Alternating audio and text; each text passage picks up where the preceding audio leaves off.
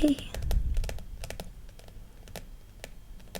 so today I'm going to read Alice's Adventures in Wonderland by Lewis Carroll. And I'm very excited because it's one of my favorite tales. I also got this salt candle with me.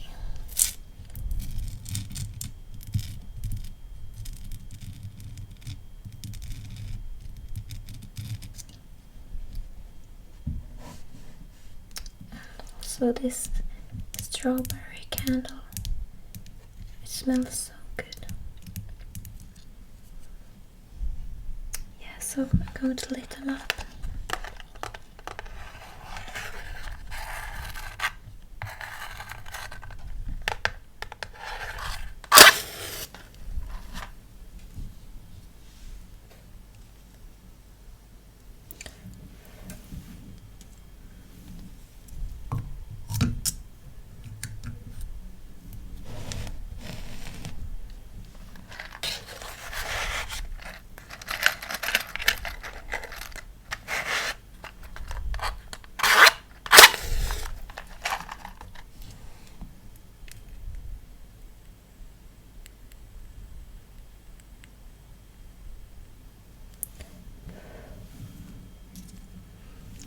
So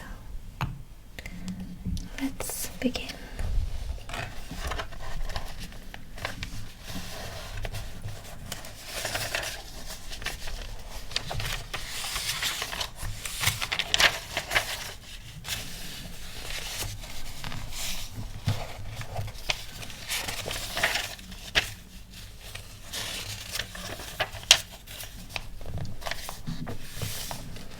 Chapter 1. Down the Rabbit Hole. Alice was beginning to get very tired of sitting by her sister on the bank, and of having nothing to do. Once or twice she had peeped into the book her sister was reading, but it had no pictures or conversations in it. And what is the use of a book, thought Alice, without pictures or conversations?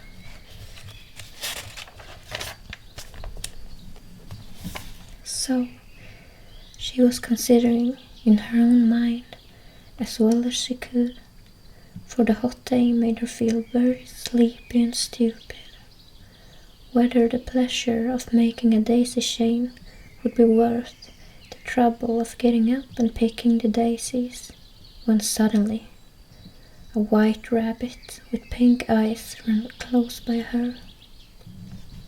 There was nothing so very remarkable in that, nor did Alice think it so very much out of the way to hear the rabbit say to itself, oh dear, I shall be too late."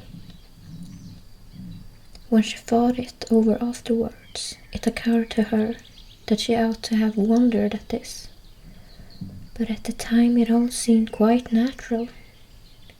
But when the rabbit actually took a watch out of its waistcoat pocket and looked at it, and then hurried on, Alice started to her feet, for it flashed across her mind that she had never before seen a rabbit with either a waistcoat pocket or a watch to take out of it.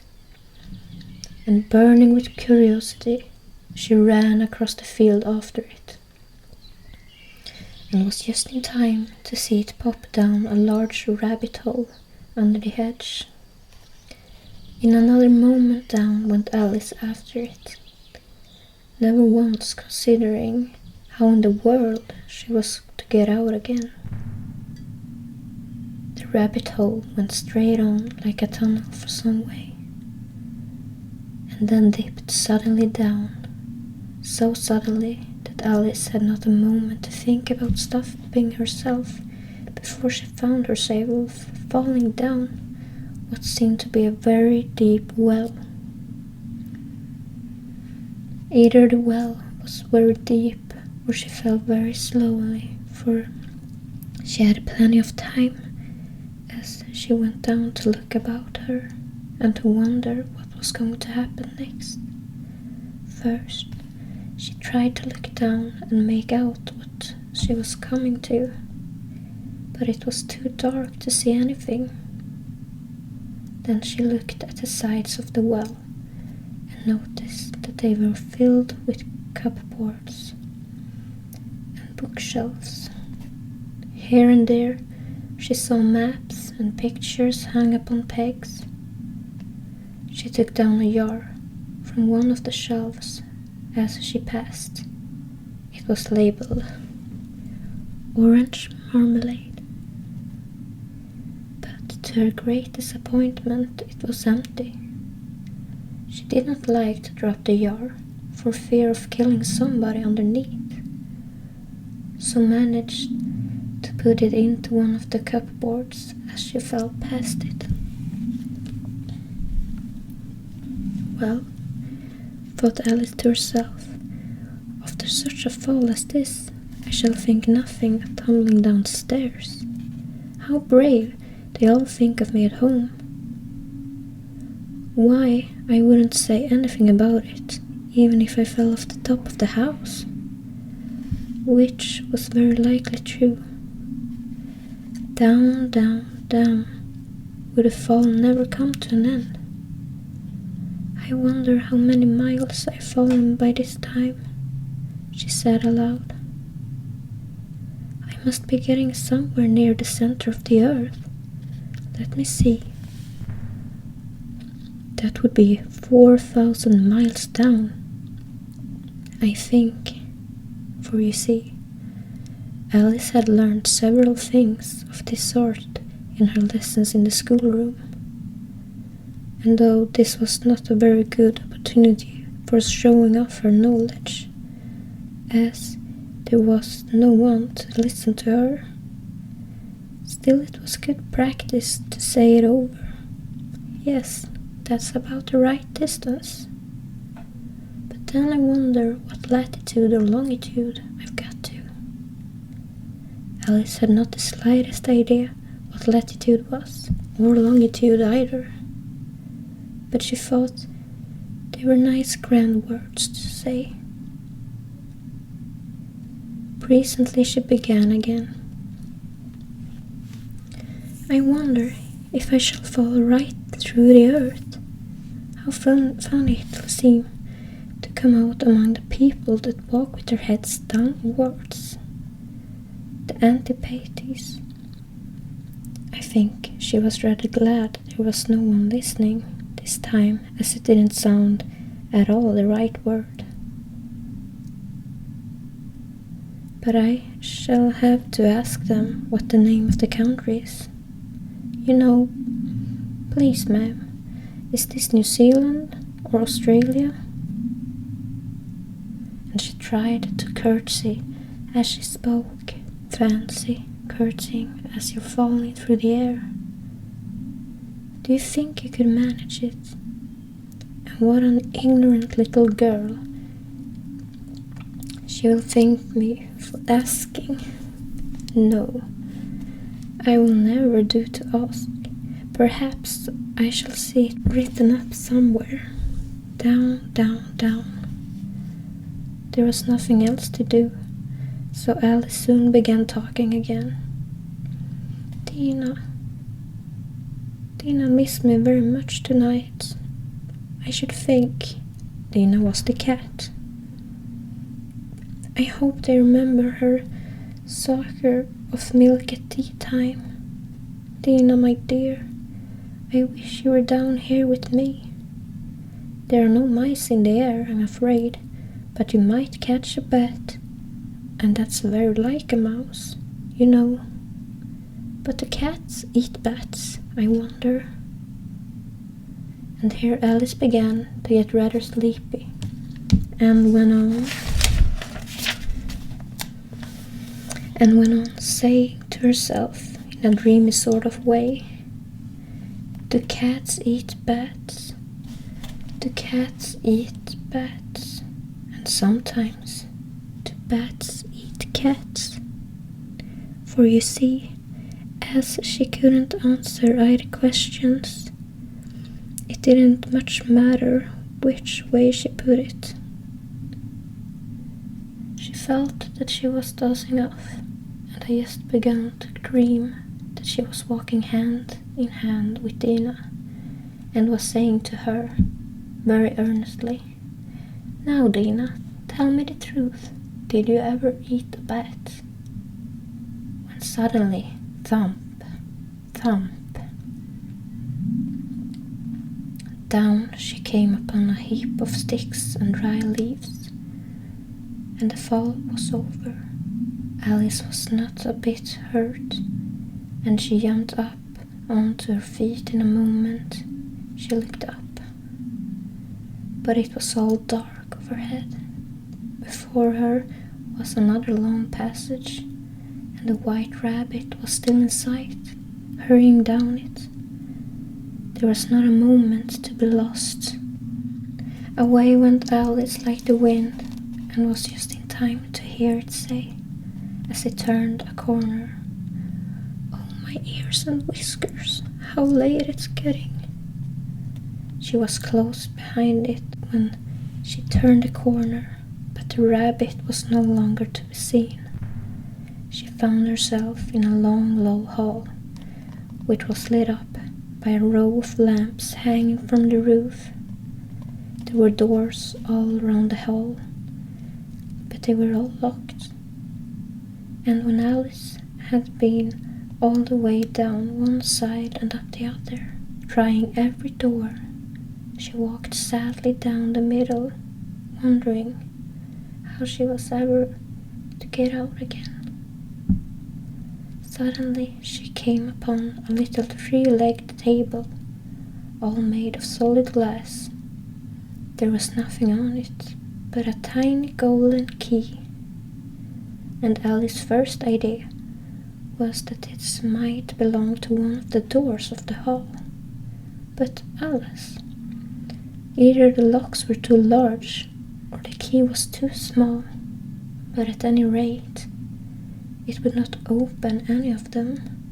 However, on the second time, she came upon a low curtain. Upon a low curtain she had not noticed before, and behind it was a little door about 15 inches high. She tried the little golden key in the lock, and to her great delight it fitted. Alice opened the door and found that it led into a small passage, not much larger than a rat hole. She knelt down and looked along the passage into the loveliest garden you ever saw. How she longed to get out of that dark hall, and wandered about among those beds of bright flowers and those cool fountains. But she could not even get her head through that doorway, and even if my head would go through, thought poor Alice, it would be of very little use without my shoulders.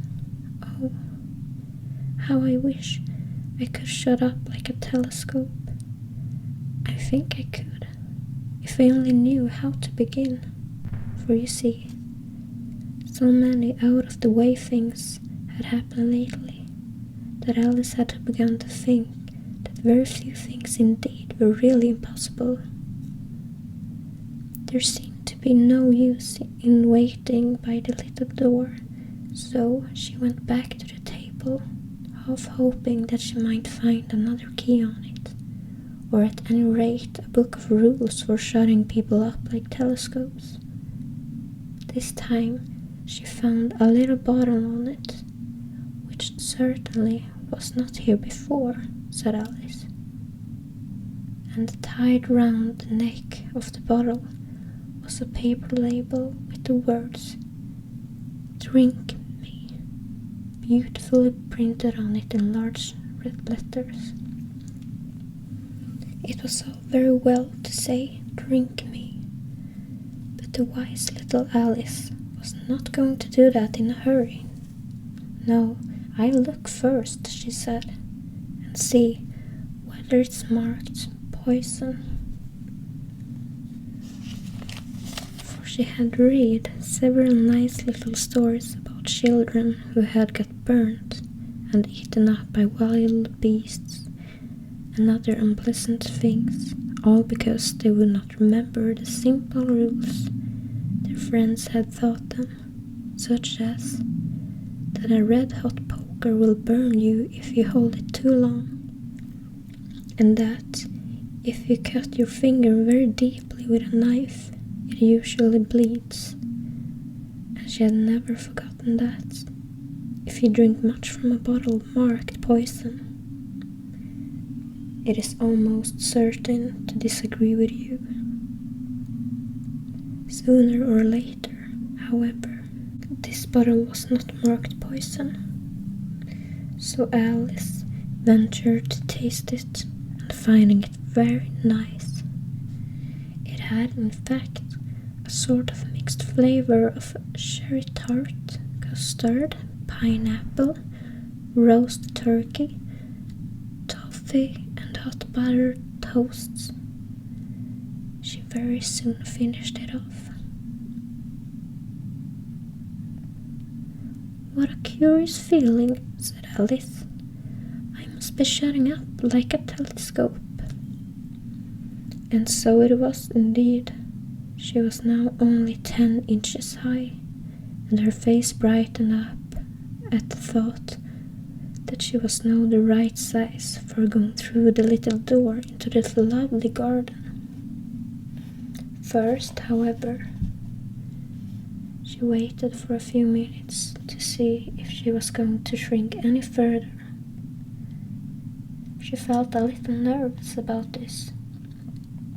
"For it might end, you know," said Alice to herself.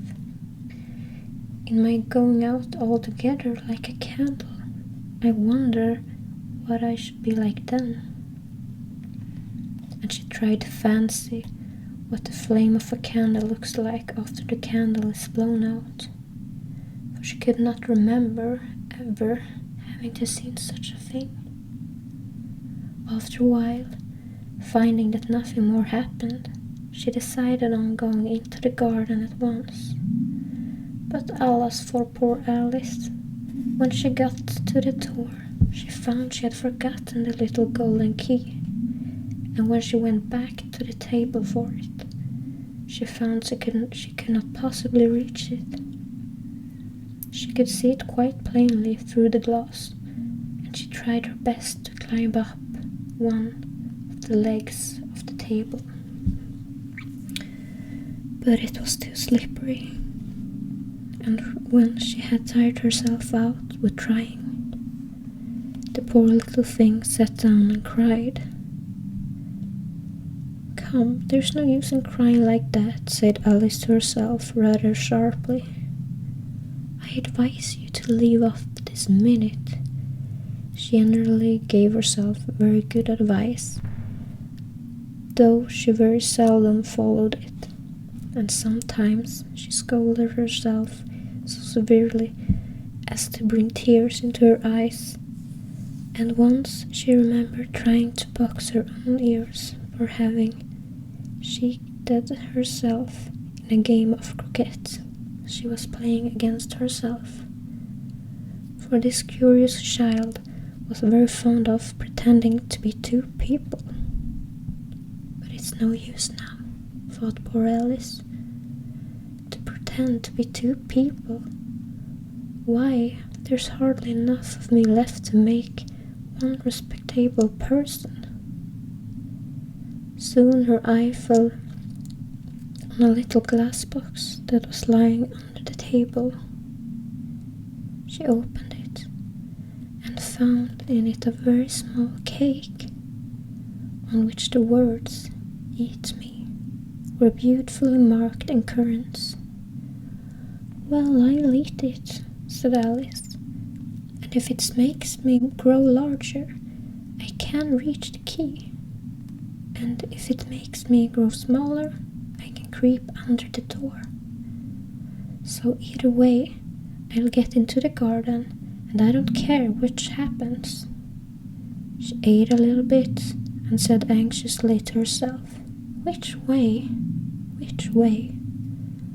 Holding her hand hand on the top of her head to feel which way it was growing. She was quite surprised to find that she remained the same size. To be sure, this is what generally happens when one eats cake. But Alice had got so much into the way of expecting nothing but out of the way things to happen, that it seemed quite dull and stupid for life to go on in the common way. So she set to work and very soon finished off the cake. Okay, I think that's it. Yes. So I read the next chapter in another video.